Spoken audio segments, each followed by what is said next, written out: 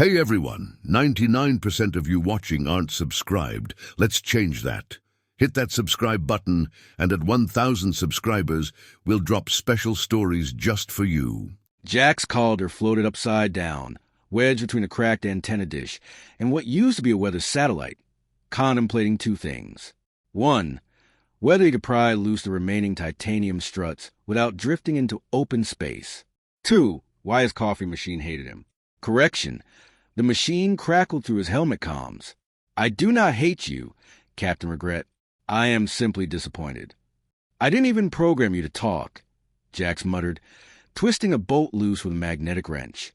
Exactly. The bolt snapped free. The antenna shuddered. Jax kicked gently, sending himself drifting back toward his ship, a patched-up salvage rig that looked like 3 different vessels had lost a fight and decided to stay together out of spite. Earth loomed in the distance, half blue, half shrouded in orbital debris. The junk belt glittered like a graveyard of human ambition. Another glorious day, Jack said dryly. He docked, sealed the hatch, and peeled off his helmet. The air inside smelled faintly of burnt circuits and overcooked protein paste. Home. The coffee machine beeped at him from the corner. I made your usual, it said. Jack eyed the steaming cup suspiciously. Last time you said that, it tried to dissolve my tongue. That was a calibration issue. It was sentient revenge. He took a cautious sip. It was worse than usual. Jax winced. One day I'm replacing you. You say that every day, the machine replied. Yet here I remain, much like your poor life choices. Before Jax could argue, his visor, still resting on the console, lit up with a sudden burst of color. Bright, flashy, obnoxiously optimistic. He groaned. If that's another extended warranty ad for my life support system, I swear. The message expanded, filling the screen. The Galactic 1-credit lottery. Win anything, anywhere, anytime. No catch, no limits, just 1 credit. Jack stared at it. Then he laughed. Wow, he said, leaning back in his chair. They're not even trying anymore. The ad continued, undeterred. Previous winners include a private moon in the Helix sector, a sentient starship, a throne in the 9th Dominion, classified biological companion units. Jack snorted. Yeah, sure. And I suppose the fine print says, results may vary if you enjoy breathing. The coffee machine chimed in. Statistically, lotteries are inefficient resource allocations designed to exploit irrational optimism. See, Jax pointed at it. Even the thing that insults me for a living agrees. Still 1 credit. He glanced at his balance. It was not impressive, but it was 1 credit. Jax hesitated, tapping his fingers against the console. Life out here didn't leave much room for impulse decisions. Every credit mattered. Every part, every repair, every meal, it all added up. And yet, when was the last time he did something pointless? Something stupid? Something that wasn't just surviving one more day? Ugh, he muttered. I hate curiosity. He leaned forward and tapped the screen. Fine. 1 ticket. Let's see what kind of cosmic scam you are. Confirm purchase? Yes. Take my hard-earned disappointment. Transaction complete. The screen shifted instantly. Ticket hashtag 7, 882, 991, 342 registered. Drawing begins in 10. Jax blinked. Oh, that's immediate. 9. Wait, there's no dramatic build-up, no suspenseful music. 8. This feels rushed. 7. The coffee machine chimed. Your odds of winning are approximately. Don't, Jack said. 6. He crossed his arms, watching the numbers tick down. Okay, place your bets, he muttered to himself. I'm thinking I win a coupon, or a rock, a very disappointing rock. 5. Or maybe nothing happens and my credit just vanishes into the void. Classic. 4. Honestly, I respect the simplicity of that. 3. The screen flickered. 2. Jax leaned in slightly despite himself. 1. The numbers exploded into motion, spinning, flashing, blurring into streaks of neon light. Jax raised an eyebrow. Okay, that's actually kind of impressive. The spinning stopped. Everything went still. Then, in bold, unmistakable text, "Winner." Jack stared at it. No. The screen pulsed again. "Congratulations, ticket holder. Prize assigned. Class Omega Companion Unit. Designation, Kyra. Delivery. In progress." Jax leaned back slowly. "Okay," he said, pointing at the screen. "First of all, Class Omega sounds illegal." The coffee machine beeped. "It does have a threatening tone." "Second, companion unit. What is that? A robot? A pet? A Galactic girlfriend subscription service?" "Unclear," the machine replied, "but I disapprove." "Noted." Jack stood, pacing the small cabin. "All right, think," he muttered. "This is fake. Has to be fake. There's no way I just—" The ship shuddered violently. Jax froze. When something— Another impact. Harder this time. Warning lights flickered on, bathing the cabin in red. "Hull breach detected," the ship announced in a calm, deeply unhelpful voice. Jax's head snapped toward the airlock. "That's not part of the lottery experience," he said. The metal door groaned, then it exploded inward. Jax barely had time to stumble back as smoke and sparks filled the cabin. Something moved within the haze, fast, controlled, deliberate. Not debris, not machinery. Someone, a figure, stepped through the wreckage. Tall, still, unshaken by the vacuum breach that should have killed anything human. The smoke cleared just enough for Jax to see her eyes. Golden, locked directly onto him. And very, very alive. Jax swallowed. "I want a refund." For a moment, the only sound in the cabin was the soft hiss of escaping air and the faint crackle of dying circuitry. Jax didn't move, didn't breathe, didn't even blink. The figure standing in his ruined airlock looked like something that had no business existing inside a small, barely functional salvage ship. She stepped forward. The magnetic floor caught her bare feet, though she moved like gravity was more of suggestion than a rule. The torn edges of the airlock frame still sparked behind her, casting brief flashes of light across her form. Not metal, not synthetic, definitely not a robot. Her skin shimmered faintly, like polished chrome mixed with moonlight, reflecting the red emergency glow in strange, fluid patterns. Long, dark hair drifted slowly around her shoulders as if suspended underwater.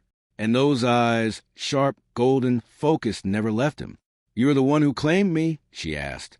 Her voice was calm, clear, and carried a weight that made the question feel less like curiosity and more like a test. Jax raised a finger, opened his mouth, closed it, then tried again. Technically," he said, "there was a button involved."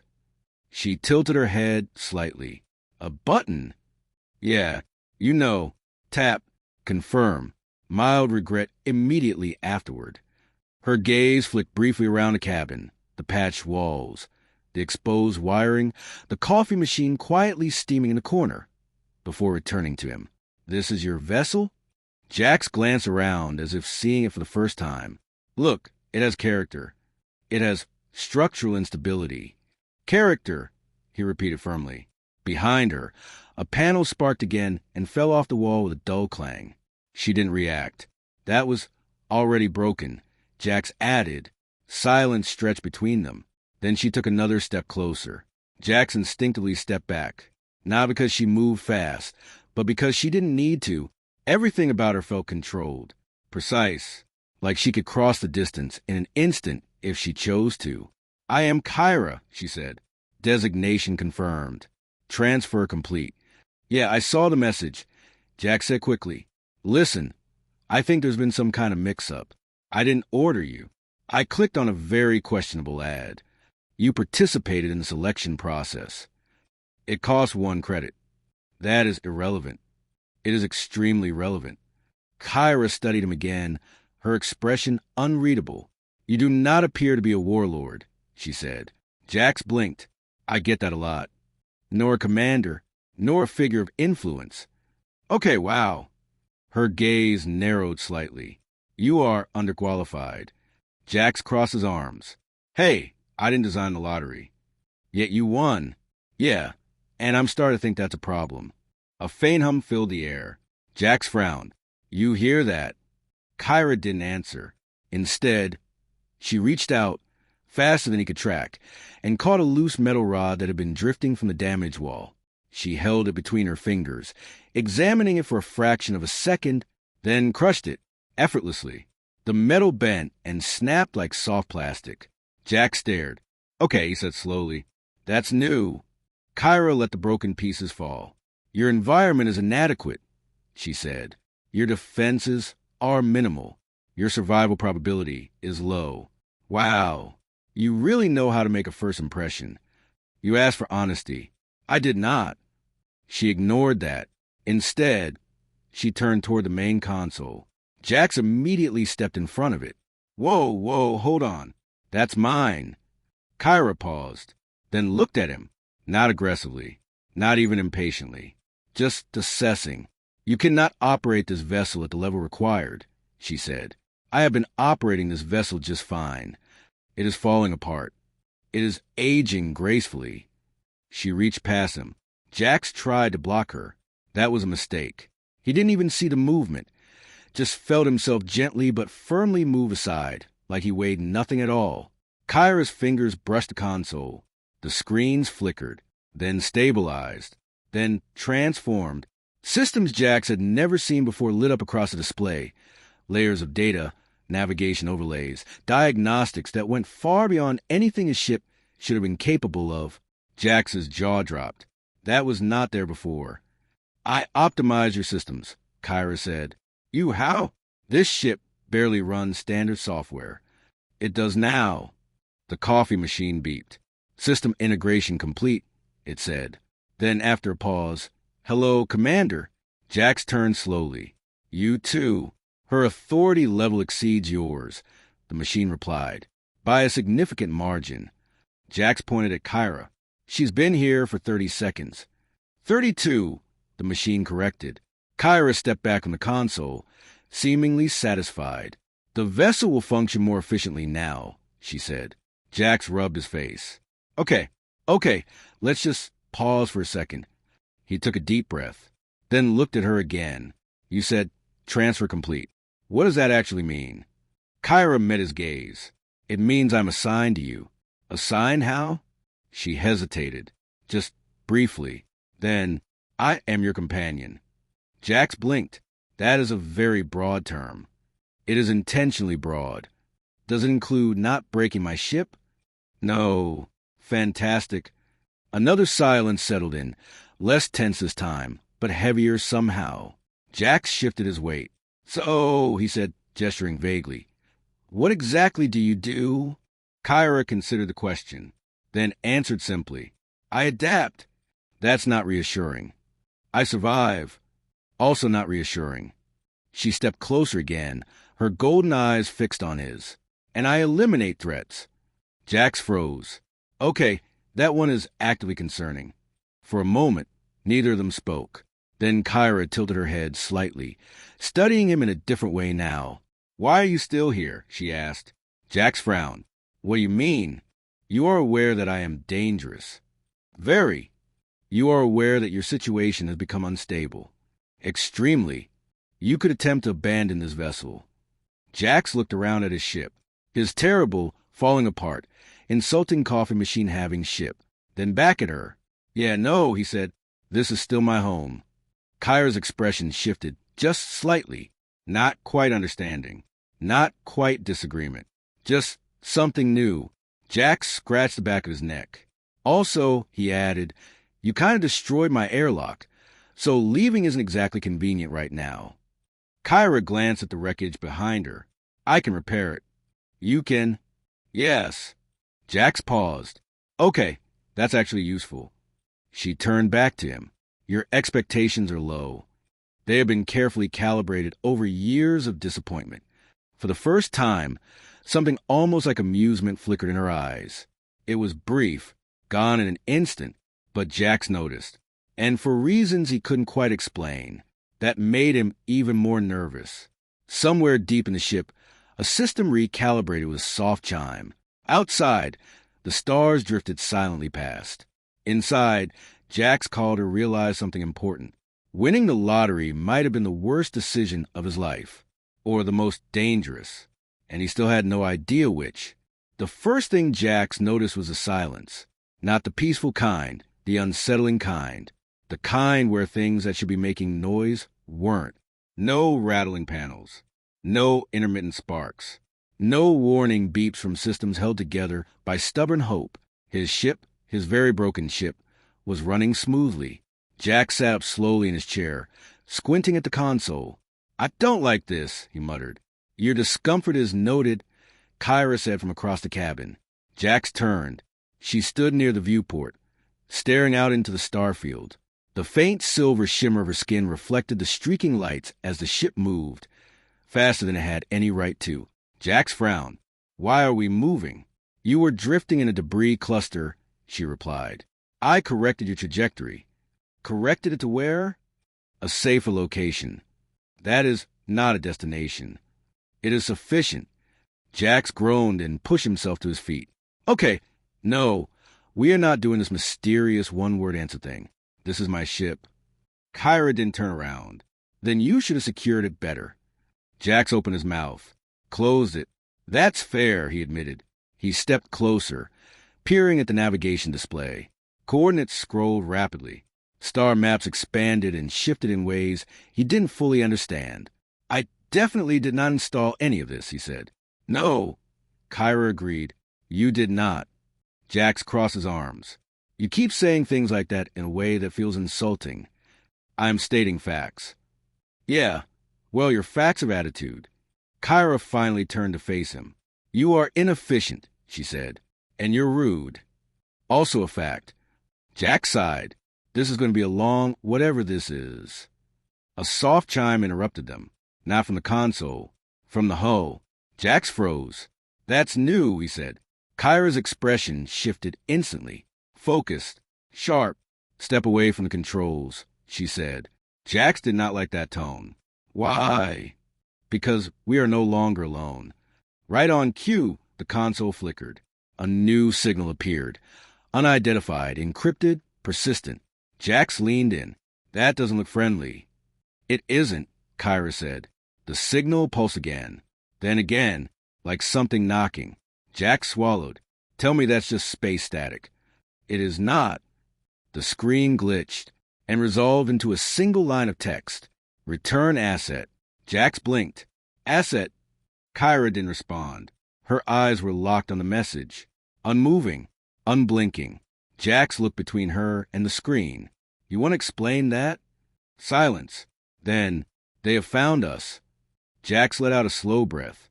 "Okay, great, fantastic. Who is they?" Kyra hesitated.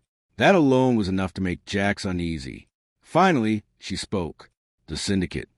"Ah," Jax said. "Of course. The Syndicate. Everyone's favorite mysterious bad guys with ominous names. They are not merely bad guys. Let me guess, galactic-scale organization. Lots of resources, questionable ethics. They created a lottery." Jax stared at her. "I knew it." The message on the screen pulsed again. "Return asset. Non-compliance will result in retrieval." Jax pointed at it. "See that wording right there? Not comforting." Kyra stepped closer to the console. "They are tracking us," she said.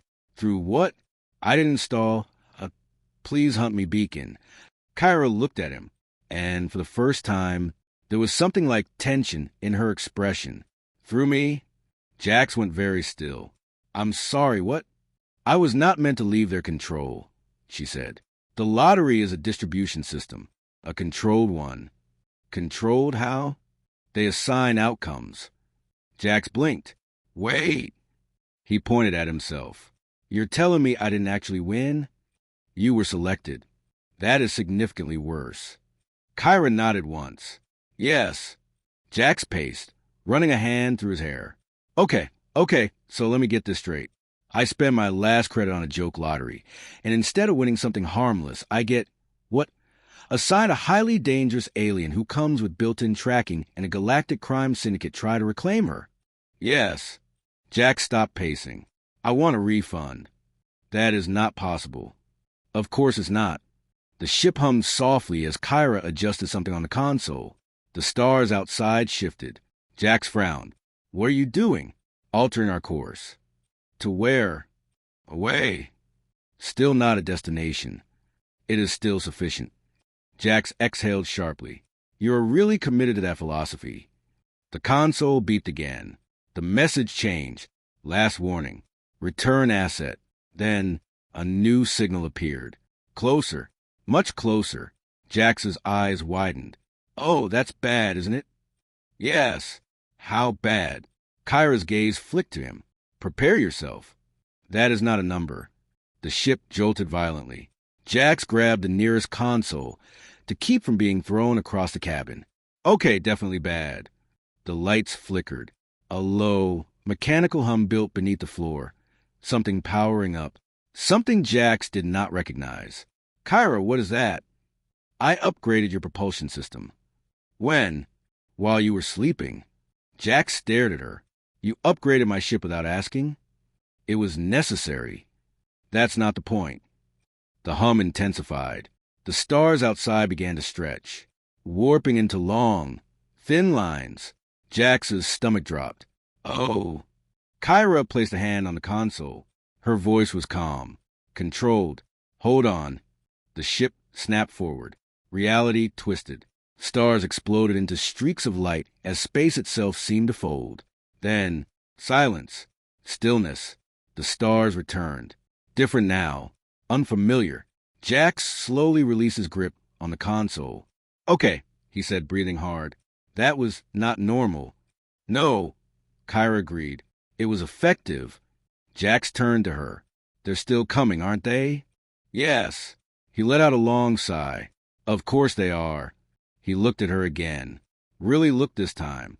Not just at the glowing skin or the impossible eyes or the fact that she could probably tear his ship apart with her bare hands, but at something else.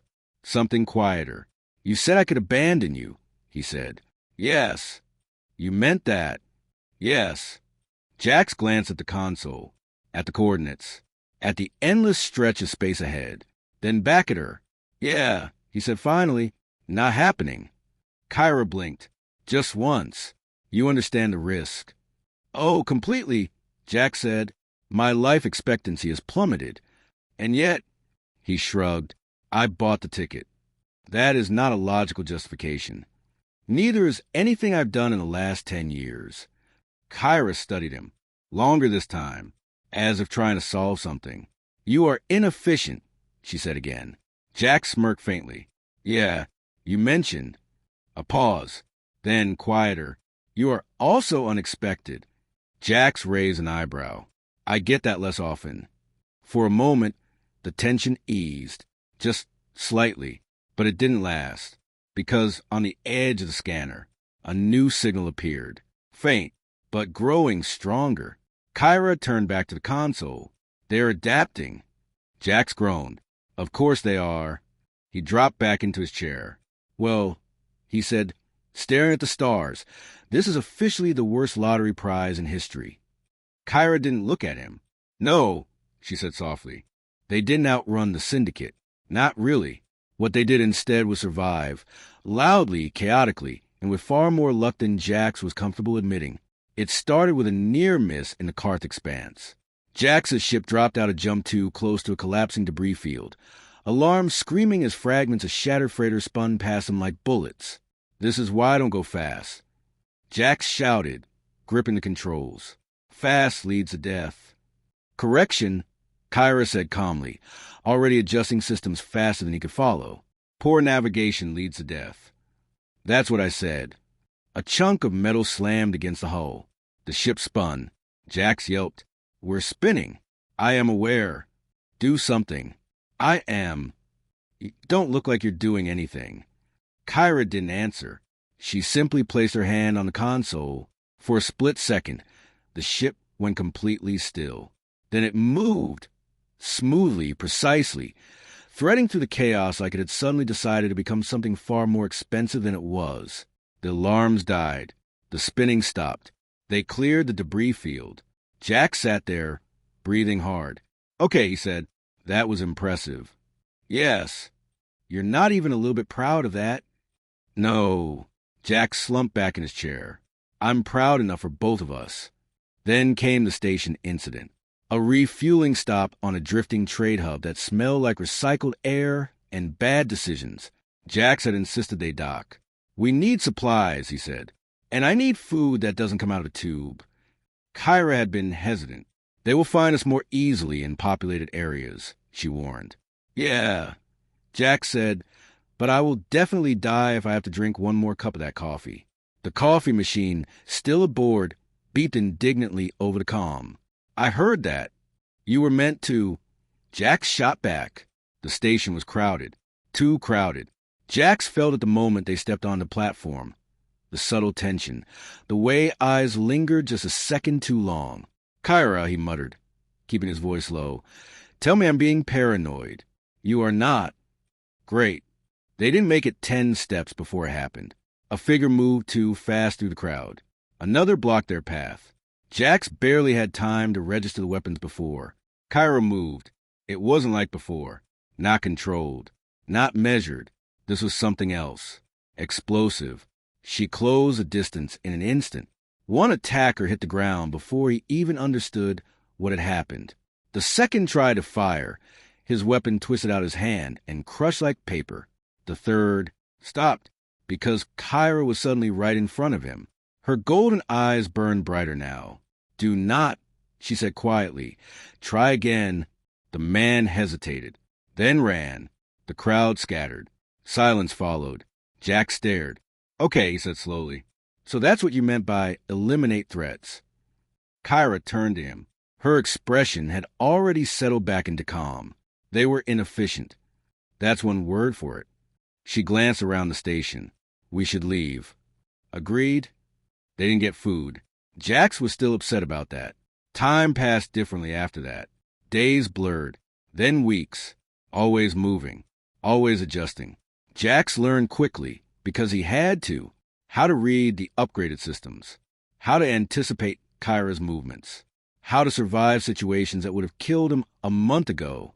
And Kyra changed, not dramatically, not all at once, but in small, almost unnoticeable ways. She asked questions. At first, they were practical. What is the purpose of this tool? Why do you prioritize this repair? Why do you consume that food if it provides minimal efficiency? Jax answered them, usually with sarcasm, sometimes with actual explanations. Over time, the questions shifted. Why do you name your ship? Why do you speak to your machine as if it understands emotion? Why did you not abandon me? That one, he didn't answer right away.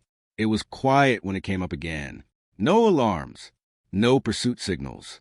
Just the two of them drifting between systems, the stars stretching endlessly beyond the viewport. Jax leaned back in his chair, staring out into the dark. "You really want to know?" he said. "Yes." He scratched his chin, thinking. "I don't know," he admitted. "Didn't feel right, I guess." "That is not a sufficient explanation. It's the only one I've got." Kyra stepped closer. "You assessed the risk," she said. "You understood the consequences." "Yep." "And you remained." "Yep." She studied him. "Why?" Jax exhaled slowly, then shrugged. "Because you're not just some asset," he said. "I mean, yeah, you're dangerous. Very. Extremely. I prefer if you didn't crush anything else on my ship, by the way. I make no guarantees." "Of course you don't." He smiled faintly. "But you're also stuck," he continued. "Like me, out here, dealing with things you didn't exactly choose." Kyra didn't respond. So he went on. "I know what that's like," he said. "Figured maybe you shouldn't deal with alone." Silence. Longer this time. Then, "That is inefficient," Kyra said. Jax chuckled. "Yeah, that's kind of my thing." She looked at him, really looked, and something shifted again. Subtle, but real. "Noted," she said. Later. As the ship drifted quietly through a calm stretch of space, Jax glanced at the old lottery notification still stored in the system. He pulled it up. Prize. Class Omega Companion Unit. Designation. Kyra. He stared at it for a moment, then snorted. 1 credit, he muttered. "Best or worst decision I ever made." Unresolved, Kyra said from behind him. Jax turned. "You've been listening this whole time, haven't you?" Yes. Of course you have. He leaned back again, hands behind his head. For the record, he said, this is way more complicated than what I signed up for. You did not understand the terms. There were no terms. Kyra tilted her head slightly. That does not make them non-existent. Jax groaned. You're impossible. And yet, she said quietly, you remain. Jax glanced at her, then at the stars, then back at her again. Yeah, he said, I do.